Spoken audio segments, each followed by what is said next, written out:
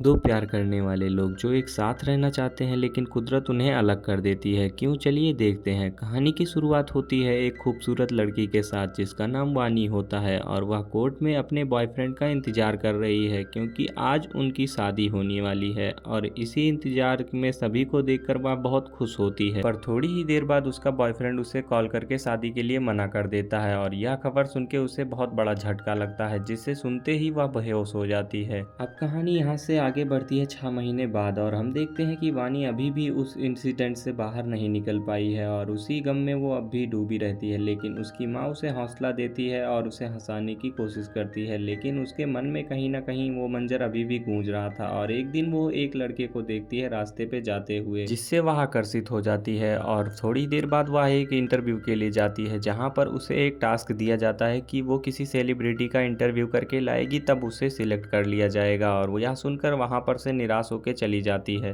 पर जैसे ही वह गेट के पास पहुंचती है तभी वहां पर ऋषि आ जाता है और वह उसे उसकी डायरी दे देता है जो कि वह बाहर भूल गई थी। और फिर उसके बाद हम देखते हैं कि ऋषि उसके ऑफिस में आकर एक आदमी को मारने लगता है क्योंकि उसने उसकी इमेज डाउन करने के लिए सोशल मीडिया पर बैड रिव्यू दिए थे। इसीलिए वो उससे गुस्सा होकर उसे पीट कर चला जाता है और जाते जाते वह वानी को कहता है कि तुम मुझे अच्छी लगती हो। और वहां से निकलकर वह अपने दोस्तों से भी लड़ने लगता है क्योंकि उसने दोस्त ने अभी जो लास्ट में परफॉर्मेंस दिया था उसका सारा क्रेडिट खुद ही ले लिया था और उसे कोई भी क्रेडिट नहीं मिला था, जिसकी वजह से वो बहुत ज़्यादा गुस्सा हो जाता है और अपने दोस्त को जाने के लिए कह देता है। और वह शो में अकेले ही परफॉर्म करता है, पर उसके गाने से सभी लोग इम्प्रेस होकर खुश हो जाते हैं और तालियों की गूंज भर जाती है। और फिर उसके बाद हमें पता चलता है कि वह जो गाना गुनगुना रहा था वो किसी और के नहीं बल्कि वानी के थे। और यहीं हम मिलते हैं उसके जिगरी यार से जो कि अपनी फीस से पैसे जुटाकर उसके शो के लिए बचाता था और उसकी बहुत मदद किया करता था। और एक शो के लिए वो उसे ऑफर देता है और बताता है कि हमें यहाँ पर चलकर होस्ट करना चाहिए। फिर वे दोनों एक हिप हॉप स्टार से मिलते हैं जिसे एक फ्रेश गाने की जरूरत होती है, जहाँ पर उसका मैनेजर विनीत आकर उससे कहता है कि तुम अगर हमें एक फ्रेश गाना दोगे तब हम तुम्हारा कंपोजर यूज करके तुम्हें सारा क्रेडिट देंगे और तुम्हें अच्छे पैसे भी मिलेंगे। थोड़ी देर बाद ऋषि की नज़र फैंस में खड़ी वानी पर पड़ती है जो कि अपनी जॉब के लिए प्रिंस का इंटरव्यू लेने के लिए आई होती है। और फिर ऋषि खुद ही जाकर वानी को अंदर बुला लेता है और वानी भी उसे पहचान लेती है और फिर वो सीधे प्रिंस के मैनेजर के पास जाती है इंटरव्यू के लिए, लेकिन उसका मैनेजर उसे बिल्कुल भी भाव नहीं दे रहा होता। और ऐसा देखकर ऋषि उसकी डायरी से एक गाना गाने लगता है और फिर क्या होना था, सभी का ध्यान ऋषि की ओर आ जाता है और सभी तालियां बजाने लगते हैं। और इतने में ही प्रिंस कहता है कि बाकी की धुन कहाँ है, और तभी वह कहता है कि ये लिरिक्स तो वानी के थे। फिर उसके बाद प्रिंस कहता है कि तुम दोनों जल्द से जल्द इस गाने को पूरा करो और फिर मैं उसके बाद तुम्हें इंटरव्यू भी दूंगा और तुम्हारे पैसे भी मिल जाएंगे। फिर वानी ऋषि के साथ काम करने के लिए तैयार हो जाती है और वह कहती है कि मुझे घर 8:30 बजे से पहले पहुंचना है और मुझे स्मोकिंग नहीं पसंद। और ऋषि भी उसकी सारी बातें मान लेता है और वह कहता है कि अब आगे की लिरिक्स जल्दी से मुझे बताओ। लेकिन वानी कहती है कि मुझे आगे की लिरिक्स नहीं याद है और मैंने जिसमें लिखा था वो पेज भी मैंने फाड़ दिया। इसीलिए वानी पर ऋषि थोड़ा सा गुस्सा करता है, लेकिन ऋषि के ऊपर वानी गुस्से में कहती है कि मैं ऐसी जगह पर लिरिक्स नहीं बना सकती, यहाँ पर बहुत ज़्यादा शोर शराबा है। तभी वानी को ऋषि अपने साथ लेकर बाहर चला जाता है। इसीलिए वानी को लेकर ऋषि अपनी फेवरेट जगह पर आता है और वानी से कहता है कि मैं अपनी स्ट्रेस को रिलीज करने के लिए इसी जगह पर आकर टाइम स्पेंड करता हूँ और ऐसा तुम्हें भी ट्राई करना चाहिए जिससे तुम्हें काफ़ी ज़्यादा हेल्प होगी। लेकिन वह उसकी बातों को नहीं समझती। फिर ऋषि वानी को अपने सपने के बारे में बताता है और कहता है कि मैं एक रॉक स्टार बनना चाहता हूँ और चाहता हूँ कि लोग मेरे लिए लाइन लगाएं और मेरे शो को जाकर अटेंड करें और मेरे लिए तालियां बजाएं, मेरी तारीफ करें। लेकिन यह सब देखकर उसे भी लगता है कि हाँ, ये एक रॉक स्टार बनना चाहता है और वह लिखना भी शुरू कर देती है। फिर धीरे धीरे 8:30 बजने वाले थे और ऋषि अपनी जैकेट से वानी को बांधता है और बाइक से तेज से चला जाता है उसकी घर की ओर उसे ड्रॉप करने के लिए। लेकिन वो उसकी घड़ी को पकड़ता है और कहता है कि अभी भी मेरे पास कुछ पल बचे हुए हैं। और जैसे ही 8:30 बजते हैं तैसे ही वह उसकी कलाई को छोड़ देता है और वहां से चला जाता है। और फिर वानी अपना लिरिक्स पूरा करके ऋषि को भेज देती है और ऋषि भी अपने फ्रेंड्स के साथ मिलकर उस गाने को कंप्लीट करके बना देता है। और जब यह गाना प्रिंस के पास पहुंचता है तब उसका मैनेजर विनीत कहता है कि गाने में रैप नहीं है, जिसकी वजह से हम इस गाने को कंपोज नहीं कर सकते हैं। फिर ऋषि उससे कहता है कि मैं 3 दिन के अंदर में तुम्हें एक बढ़िया रैप सॉन्ग दे दूंगा, जिसकी वजह से वानी उससे कहती है कि तुम गाने के लिरिक्स को मत बदलो क्योंकि ऐसे गाने बहुत कम बनते हैं जो कि इमोशनल होके बनाए जाते हैं। फिर थोड़ी देर बाद वहाँ पर कुछ पुलिस वाले आ जाते हैं जो कि ऋषि को बुलाने आए थे क्योंकि ऋषि का जो पिता था वो वहाँ पर दारू पी के लफड़ा कर रहा था, जिसकी वजह से पुलिस वाला भी उसे वार्निंग दे के छोड़ देता है। ऋषि अपने पिता से बहुत परेशान हो जाता है क्योंकि उसकी माँ के गुजरने के बाद से उसका पिता बहुत ज़्यादा शराब पीने लगा था, जिसकी वजह से ऋषि अपने गुस्से को कंट्रोल नहीं कर पाता और कहता है जितनी भी दारू पीनी है पीकर मर जाओ। और फिर वह अपनी स्ट्रेस रिलीज करने के लिए अपनी फेवरेट जगह पर पहुंच जाता है। फिर वानी भी वहां पहुंच जाती है और उससे कहती है कि मैंने रैप पूरा कर दिया है, अब तुम इसे देकर अपने पैसे कमा सकते हो। फिर उसके बाद वो धीरे धीरे अपना पास्ट भी उससे शेयर करने लगती है और बताती है कि कैसे महेश नाम के बंदे ने उसे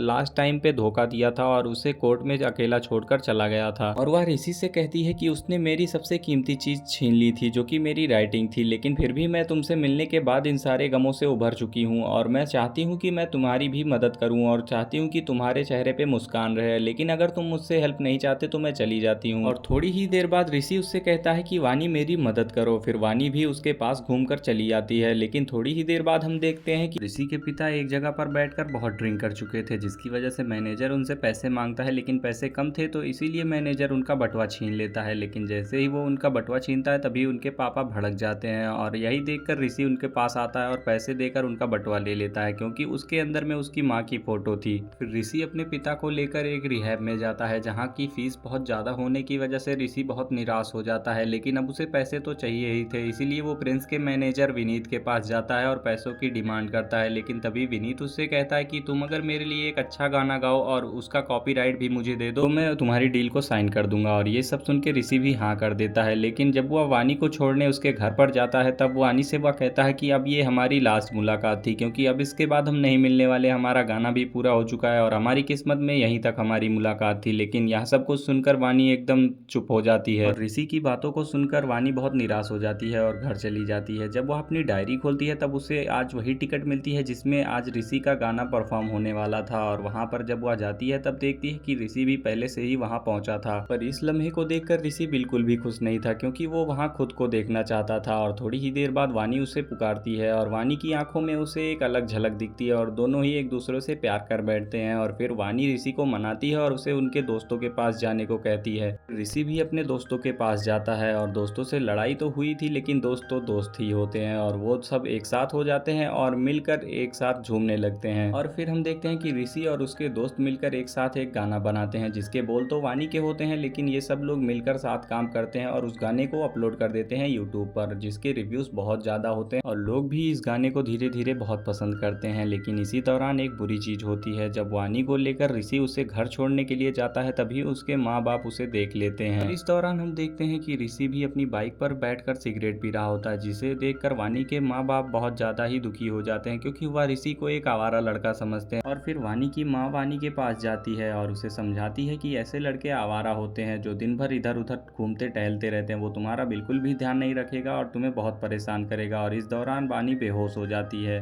पर जब वह आंखें खोलती है तब वह देखती है कि वो एक हॉस्पिटल में है। लेकिन थोड़ी ही देर बाद हम देखते हैं कि वानी के पिता के पास डॉक्टर आकर कहता है कि घबराने की कोई बात नहीं, पर आप उसे एक न्यूरोलॉजिस्ट को भी दिखा लो। लेकिन फिर उसके बाद हम देखते हैं कि जैसे ही वानी के पास ऋषि जाने की कोशिश करता है तब उसकी माँ ऋषि को रोक कर कहती है कि अगर तुम्हें वानी से सच्चा प्यार हो और तुम उससे शादी करना चाहते हो तभी उसके पास जाना, अगर उससे तुम्हें शादी नहीं करनी तो तुम वापस जा सकते हो और उसे छोड़ दो, क्योंकि तुम्हें बहुत सारी लड़कियां मिल जाएंगी पर उसे प्यार चाहिए। लेकिन फिर वानी के पास ऋषि जाकर उससे कहता है कि हम शादी कर लेते हैं। फिर वानी ऋषि को समझाती है और कहती है कि मैं तुम्हारे साथ अभी और टाइम स्पेंड करना चाहती हूँ और कुछ मेमोरीज बनाना चाहती हूँ। फिर उसके बाद हम देखते हैं कि ऋषि बाहर जा रहा होता है अपने गाने के लिए और इधर उसका गाना भी वायरल हो जाता है और जिसकी वजह से उसे काफी सारी पब्लिक पसंद करने लगती है और ऋषि का सपना भी धीरे धीरे पूरा हो रहा था, क्योंकि यही सब वह चाहता था। और दूसरी ओर हम देखते हैं कि वानी एक न्यूरोलॉजिस्ट के पास जाती है अपना इलाज करवाने के लिए और वहां पर न्यूरोलॉजिस्ट उसे कुछ सवाल पूछती है और उससे नाम और एड्रेस और डेट बताती है,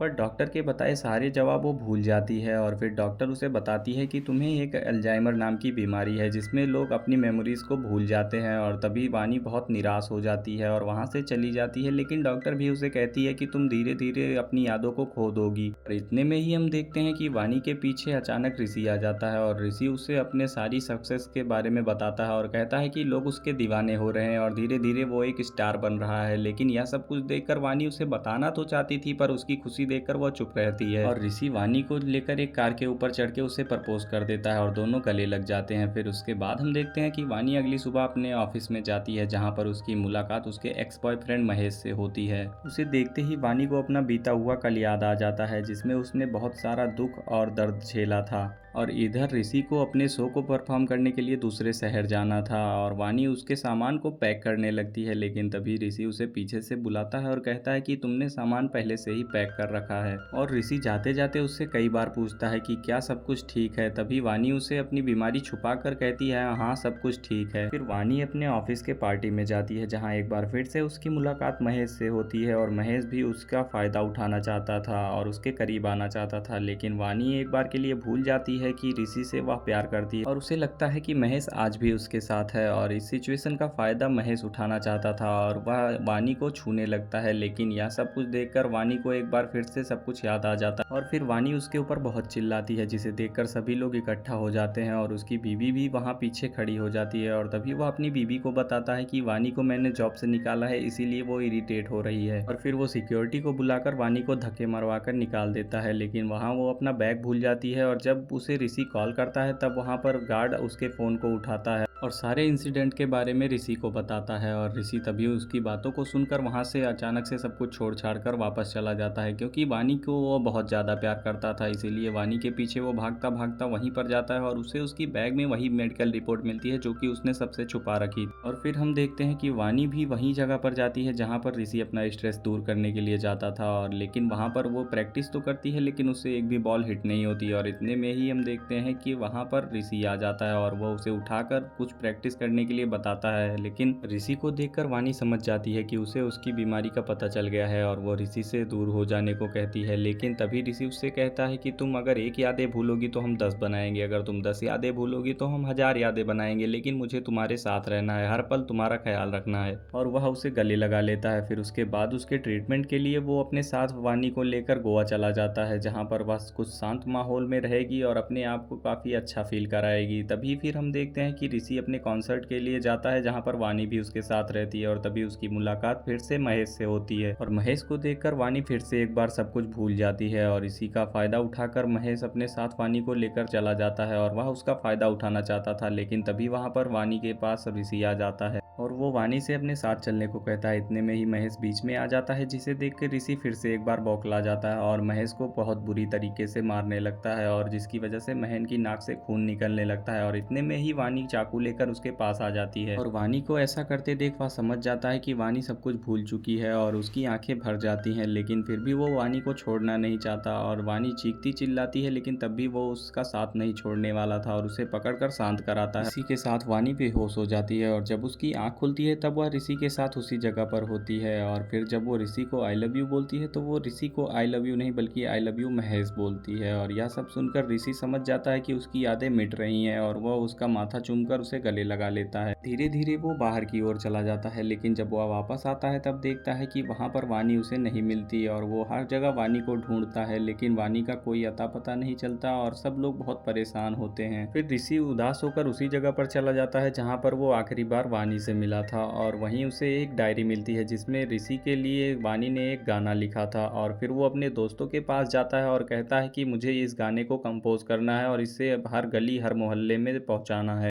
लेकिन ये सब सुनकर उसका फ्रेंड कहता है कि उसकी यादें जा रही हैं, तुम ऐसा क्यों कर रहे हो, लेकिन वो उसकी बातों को नहीं मानता और हर जगह अपना कॉन्सर्ट करता है और इसकी वजह से वो बहुत धीरे धीरे आगे भी बढ़ जाता है और सारे लोग उसके फैंस भी बन जाते हैं। लेकिन वो आज भी खुश नहीं था, आज भी वो अंदर से टूटा हुआ था कि आज भी उसका प्यार उसके साथ नहीं था। और एक दिन वह एक रील देखता है जिसमें उसे वानी दिखती है और तभी उसकी वह आंखें देखकर उसे पहचान लेता है और तुरंत ही उस जगह पर पहुंच जाता है जहां से रील अपलोड हुई थी और रील को बनाने वाली के पास वो उसका एड्रेस पूछता है और वह उसे भेजती है उसी एड्रेस पे जहाँ पर उसने वानी को देखा था। और वहाँ की नर्स ऋषि को देखते ही उसे पहचान जाती है और वानी का लेटर लाकर उसे दे देती है, जिसमें लिखा होता है कि ऋषि मैं चाहती हूँ कि तुम ये लेटर कभी ना पढ़ो, क्योंकि जब तुम ये लेटर पढ़ोगे तब मैं जानती हूँ कि तुम सब कुछ छोड़कर मेरे पास आ गए हो। मैं तुम्हें तकलीफ नहीं देना चाहती और मैं तुमसे जितना ही दूर जाती हूँ उतना ही तुम्हारा गाना मुझे तुम्हारे करीब ले आता है और मैं जहाँ भी जाती हूँ तुम्हारा गाना तुम्हारी यादों को फिर से ताज़ा कर देता है। और फिर इसी दौरान ऋषि की मुलाकात वानी से हो जाती है। वानी ऋषि को पहचान नहीं पाती और वह उससे पूछती है कि आप कौन हो। तभी ऋषि उसे लेकर एक जगह पर जाता है जहाँ पर वो कोशिश करता है कि उसकी पुरानी यादें फिर से ताज़ा हो जाएं, लेकिन उसकी आंखें भर जाती हैं और थोड़ी ही देर बाद हम देखते हैं कि वानी को सब कुछ याद आने लगता है और फिर वह जोर जोर से चिल्लाकर ऋषि को आई लव यू कहने लगती है, क्योंकि उसे अब सब कुछ याद आ जाता है और दोनों एक साथ हो जाते हैं। और आप सभी को कहानी पसंद आई हो तो वीडियो को लाइक कर देना और चैनल को भी सब्सक्राइब कर लेना।